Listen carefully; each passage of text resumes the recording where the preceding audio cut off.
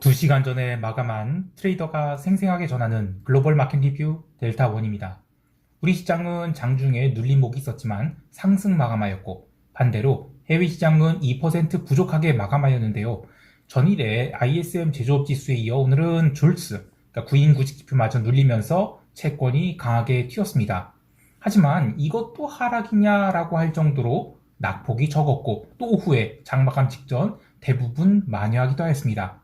여하튼 시장 계속 강세장으로 보지만 조금은 쉬어갈 수도 있겠는데요. 이렇게 쉬어가는 구간에서는 포지션이 털리기 십상입니다. 그래서 스윙 투자를 하시는 분들이라면 엉덩이 딱 붙이고 롱 포지션 밀고 가는 것이 좋겠습니다. 먼저 아시아 세션 리뷰 갑니다. 우리 증시는 개장 후 외국인들이 현물을 나름 세게 매도하는데도 지수는 밀리기는커녕 계속해서 선물 매수가 들어오면서 시장을 받쳐댔는데요. 외국인들이 종가까지 3천억 넘는 현물 순매도를 한 것이 규모상으로는 절대 적은 건 아니지만 내용을 보면 그닥 나쁜 현물 매도는 아니라고 보고 있습니다. 여전히 삼성전자에 대해서는 1200원 가까운 매수를 보이고 있고 포스코홀딩스, SK하이닉스 등 그 이슈가 있는 것들만 매도가 나왔다고 보는데요. 외국인들은 장중에 선물 매수를 6천억 넘게 했고 전일보다 선물 베이시스를 조금 개선시킨 형태로 마감했습니다. 외국인들이 하루 건너 대량이 선물 매수를 했다가 그걸 다 치워버리고 또 대량이 선물을 매수를 하는 게 이게 뭐하는 행동이지? 라고 고민이 되실 텐데요. 물론 아쉬운 부분이 있어요. 오늘 같은 경우에는 오전장에 치고 올라가는 것도 그렇지만 오후장에 만약에 치고 올라가는데 성공한다. 그러면 325선을 넘겨서 마감할 수 있었는데 분명 어제보다는 베이시스가 개선됐지만 어쨌든 현물 매수가 따라주지 못한 게 좀 아쉽고 또 미결제약정이 증가하지 않고 있어요. 그러나 멤버십 게시판에서 얘기했듯이 저는 지금 화요일에 외국인들이 선물 매도 1조 때렸죠? 그런데 시장이 안 밀렸단 말이에요. 그러면 나쁘게 볼 수 없는 거예요. 즉 선물 매수의 청산이 나왔는데도 시장이 그 정도밖에 안 밀렸다. 그러면 시장이 굉장히 강하다고 볼 수 있는 것이죠. 그래서 쫄리는 것은 숏포지션이지 롱이 아니라는 것입니다. 옵션 시장에서도 그 변동성 매도가 이어졌습니다. 근데 아무래도 잔존일이 얼마 남지 않은 데다 이번 주 금요일에는 미국 시장이 부활절 휴장이죠. 부활절 휴장에. 그래서 이제 변동성이 다 죽고 있어요. 그래서 콜옵션이 계속 눌리고 있는데 하지만 오늘 오후 1시 이후에는 델타가 높은 외곽의 콜옵션들이 미결이 제법 많이 풀렸습니다. 이것은 수요일에 시장이 혹여라도 갭 다운이 나올 경우 오히려 그 자리를 발판으로 추가 상승이 나올 수도 있음을 보여주는데요. 등가격 양합이 지금 6포인트가 안 되죠. 근데 추세 상승장이다. 그러면 갭 다운은 콜옵션 매수의 찬스가 됩니다. 다만 이제 행사가 선택에 좀 주의를 해야 되는데 이 외가격은 자칫하면 그냥 눌릴 수가 있어요. 근데 반대로 등가격이나 약간 외가격 그 정도 아주 먼 외가격 말고 등내 가격이 콜옵션을 매수하거나 아니면 외가격 풋리쇼 포지션 잡는 것도 나쁘지 않아요. 문제는 큰 폭이 갭다운이 아니라 어중간한 갭다운이다. 이러면 둘 다 하지 않는 게 낫고 기존의 포지션만 밀어붙이는 게 좋습니다. 이것은 현재 변동성이 워낙 낮은 상황이라서 주된 상승 추세로 돌아가려는 에너지는 남아있지만 어중간한 움직임만 나온다. 그러면 하루 종일 작은 진폭에서 흔들면서 들고 있는 포지션을 청산하게 만들기 때문이에요. 그래서 각자가 견딜 수 있는 포지션을 꾹 밀어붙이면서 내가 이 포지션을 털리게 되면 이번 상승장은 내 손을 떠나간다. 이런 각오를 하고 밀어붙여야 돼요.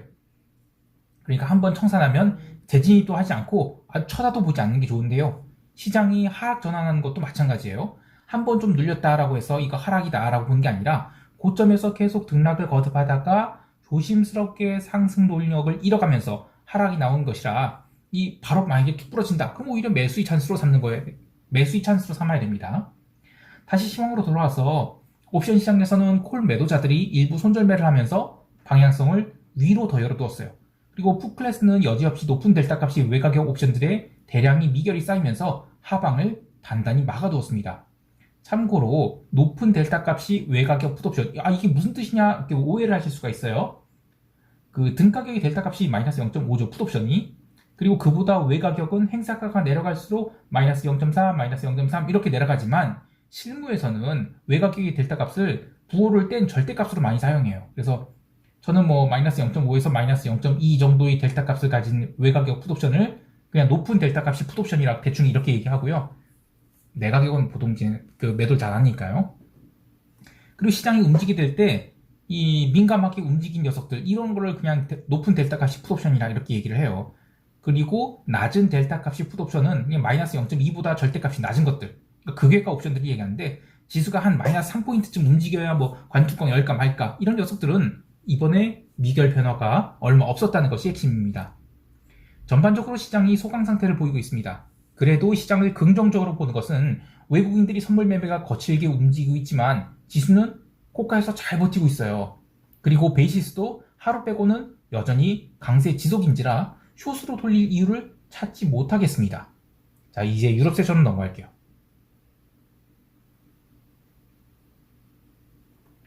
유럽 증시는 오전장에는 뭐 제법 상승했어요. 근데 오후장 들어서 상승폭을 모두 반납하고 윗골이 달린 음봉으로 마감했는데요. 유럽 증시 조정에 대해서 그 미국의 졸츠 구인구직 보고서가 나쁘게 나오면서 밀렸다라고 하는데, 유럽 증시는 뱅킹 섹터가 조정을 받았어요. 그러니까 시장이 그냥 속도 조절을 하는 것이지 윗골이 음봉 만들었다고 해서 이제 하락이다 이렇게 보진 않고 있습니다.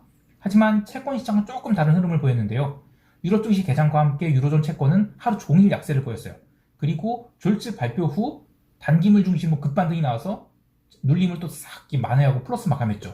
미국채 또한 사흘 연속 아래꼬리를 길게 달며 급반등을 해서 종가 고가로 마감했습니다. 근데 어제 제임스 블라드가 현재의 금리 하락에 대해서 이 시기를 너무 김칫국 마시는데 이런 식의 코멘트를 했죠.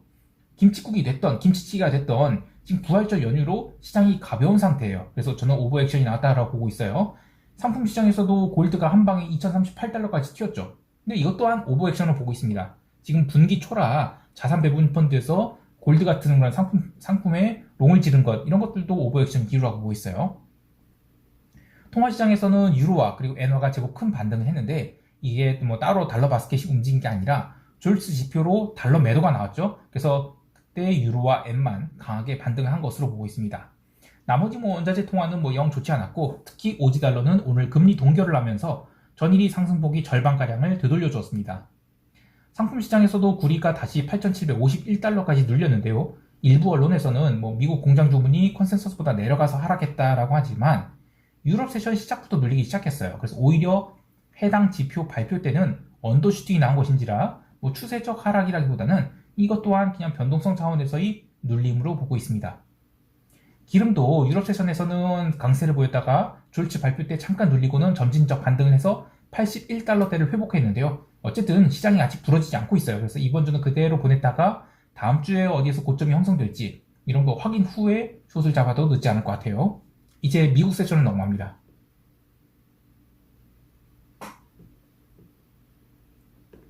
미국 증시는 개장 전에는 나름 주요 지수 선물이 플러스권을 유지하고 있었어요. 근데 개장과 함께 러셀의 집중 매도가 쌓이면서 스트레이트로 마이너스 2% 넘게 밀어버렸죠. 근데 그거에 비하면 나스닥은 참 강했습니다. 나스닥의 강세에 대해서 여러 가지 이유를 찾을 수 있겠지만 기본적으로는 기존의 내러티브, 그러니까 금리 인하 기대감이 시장을 지배하고 있기 때문인데, 나스닥과는 달리 그 JP모건이 제이미 다이먼 영감이 은행권 위기가 아직 안 끝났다 이러면서 금융주가 초반에 세게 밀렸고요. 이것이 장중에 다우지수를 누르는 역할을 했습니다. 근데 변동성은 장 초반에만 상승했을 뿐 시간이 갈수록 변동성이 상승폭을 반납했어요. 특히 오후장 들어선 상승폭이 꽤 많이 반납했는데, 시장이 지금 추세적 변동성 상승이 나오지 않고 있다는 점은 오히려 증시가 이 구간에서 계속 횡보하다가 위로 튀게 된다? 그러면 저는 변동성이 와장창 레벨 다운을 할 수 있다라고 봐요. 개별 종목을 보면 드디어 찰스 슈왑이 장중에 50달러를 일시적으로 깨게 되는데요. 이번 주에 45달러대를 깨면 그때부터 이제 분할로 매수를 들어갈 계획이에요. 그리고 또 하나 아쉬운 점은 캐터필러나 디어 같은 이 종목들이 개장과 함께 스트레이트로 그냥 현물 매도가 쫙 나왔거든요. 이게 개별 종목 이슈가 있어서 밀린 게 아니라 다우지수 인덱스 매도가 나오면서 밀린 거라서 시장이 기술주를 사면서 굴뚝주를 팬 이런 모양이 돼버렸거든요.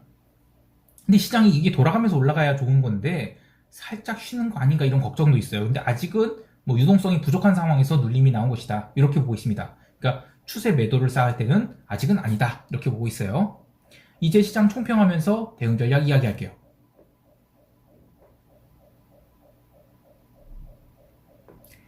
우리 증시는 선물 325선을 좀처럼 넘기지 못하고 있는데, 아무래도 여기서 종합주가지수 2500선을 한 방에 뚫고 갈 모멘텀이 보이지 않기 때문이에요. 하지만 해외 시장 조정으로 우리 시장이 갭다운이 나오는 경우 오히려 시가 저가를 출발해서 강한 숏 커버를 줄 가능성도 커요. 그러니까 못 간다고 하락이 나오는 게 아니라 시장이 에너지를 응축하는 시간들을 가질 것으로 보는데요. 따라서 갭 다운이 작게 나올 경우에는 뭐 별다른 대응 없이 롱 포지션 유지하겠지만 갭 다운이 많이 크게 나온다? 그러면 뭐 과감하게 콜옵션 매수를 해서 델타를 더 키울 거예요. 해외 시장에 대해서는 러셀 추가 매수했습니다. 뭐 충분히 감내할 수 있는 수량이고 일방적 하락이 연속될 것으로 보지 않고 있습니다. 어제 러셀 하락한 종목들 또한 특정 이슈가 있어서 그러니까 뭐 원자재 관련 주식 많이 늘렸는데 그런 것이지 시스테믹한 어떤 리스크를 반영하고 있지는 않다고 봐요. 시장이 고가에서 살살 눌릴 때 상당한 불안감이 엄습할 수 있어요. 그래서 적절한 레버리지를 관리하되 고가에서 막 자꾸 샀다 팔았다 하면 이게 양사데이를 맞을 수 있거든요. 그래서 물려도 한 방향, 롱 하나만 보고 미는 것이 좋겠습니다. 오늘 하루도 성공 투자하시길 바라고요. 이상 델타원이었습니다. 감사합니다.